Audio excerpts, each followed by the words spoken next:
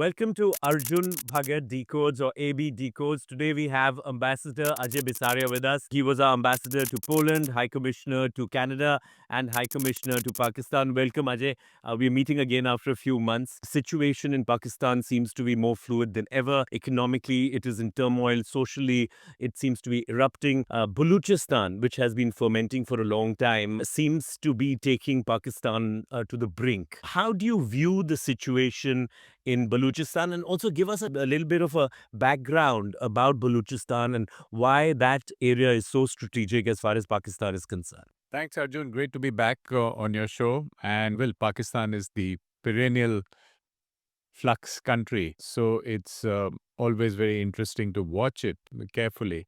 But I've been saying for a while that Pakistan has been going through a poly crisis. And that means it has a security crisis, an economic meltdown, and of course, political dysfunction.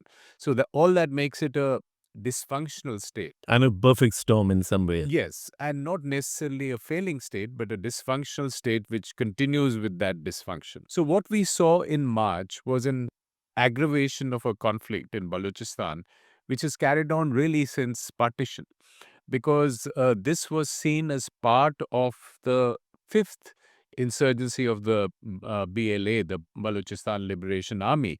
And that insurgency has been going on 50s, then the 60s, then the 70s, and more recently in from the 2000s in this century, there has been a major insurgency that has been going on. And what really got the world's attention to this problem recently was hijacking of the Jaffar Express, a whole train with 500 people being hijacked, which is unheard of in any part of the world.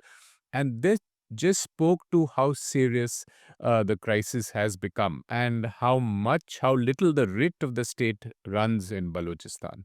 So I think what it also tells you in a broader sense is that the Pakistan state's capacity to manage insurgencies is very low. Because if you make the comparison with India, and India has seen multiple insurgencies, and you would know that well because your father was dealing with them as the director of the intelligence bureau. What India's instincts as a state are is to address issues politically first.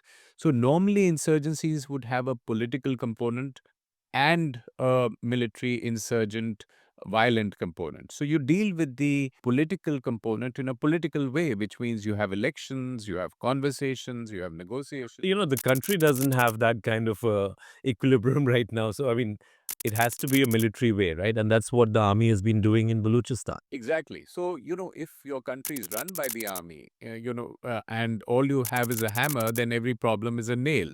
So you just hammer them and hope that the problem goes away. And that leads to a vicious cycle. Because this insurgency was suppressed in violent ways by Musharraf, by his successors, people keep coming on the streets. So there was no attempt to politically address the political part of dissent. And most recently, you would have heard that Dr. Mehrang Baloch, He's who, been arrested. yeah, she, she's been a major human rights activist, even being considered for a Nobel Prize. And she was arrested. So, the right thing would have been to have a conversation with the women who were only protesting against enforced disappearances. So I think that is where we are. The state is being unable to address this very, very serious insurgency, which has both political and sort of law and order consequences, but it's only being seen as a law and order problem. So, of course, Pakistan experts, its military has been pointing towards India and saying that India is the one that's fomenting the trouble. It's being given political support, monetary support, probably weapons. That's what they have been saying, that India is the real reason why Balochistan is in turmoil right now.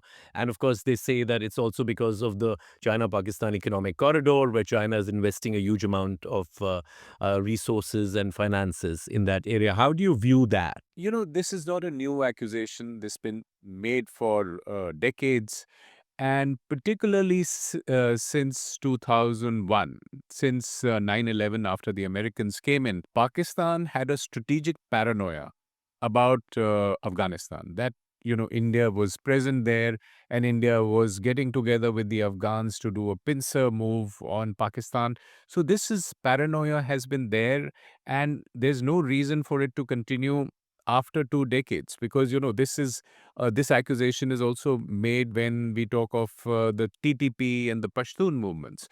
And what we are seeing is a sort of coalescing of the TTP challenge, which is the Tehrik-e-Taliban Pakistan, which is a serious challenge to the Pakistan army and serious capacity that they have in the northwest, in the FATA region, and so on, to challenge the Pakistan army. Them coalescing with the BLA and in Balochistan, and it becoming a joint. And the hostility by the Afghans. Exactly. So it's become a joint Pashtun and Balochi front. And apart from that, the Taliban is siding with their own brothers of the TTP. So, India doesn't really figure in this, and India is often used as an insult to these movements, that you are not organic movements of that area. You are promoted by outside forces, or sometimes they name them, sometimes they don't. But this is the allegation that they make.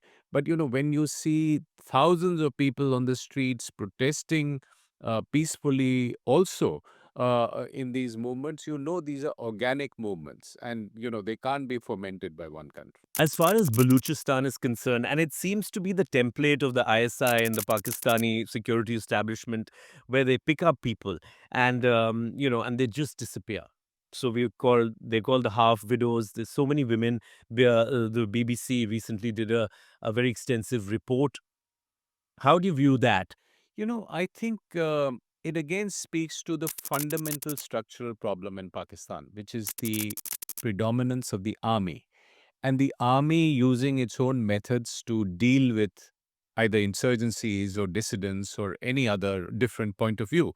And we've seen this in the past, and it's been interpreted in different ways. So, for instance, it was uh, a sort of Punjab centric view of Pakistan, that we are the center of Pakistan, everything else is the periphery, and that ought to be dealt with as a law and order problem.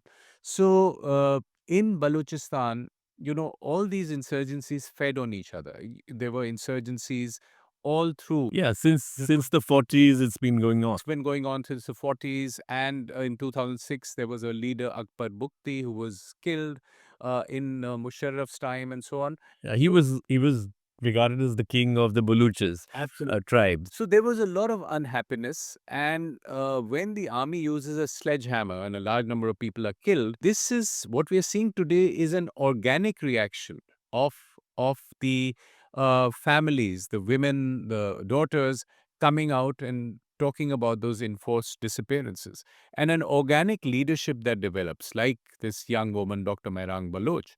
So once it gets beyond a point, there was a huge clampdown on information. This information was not really traveling to the rest of the world in the past. But now, with social media and, kind of younger people joining these movements, the word has gone out. And hence, Marang Baloch was being considered for the Nobel Prize. There are conversations outside Pakistan because the images, the stories are getting out more and more. So it is a movement which is getting not just a lot of traction within Pakistan, but globally. And it isn't now easy to just use a sledgehammer and wish that it goes away. And that is also true of the Pashtun movement.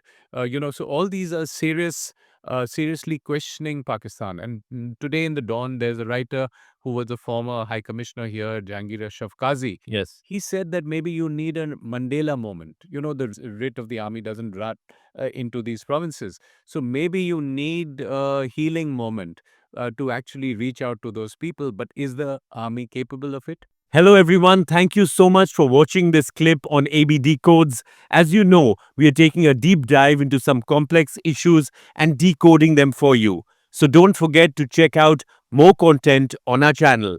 And also, we love to hear back from you with your comments and your suggestions. So let's explore together on AB Decodes.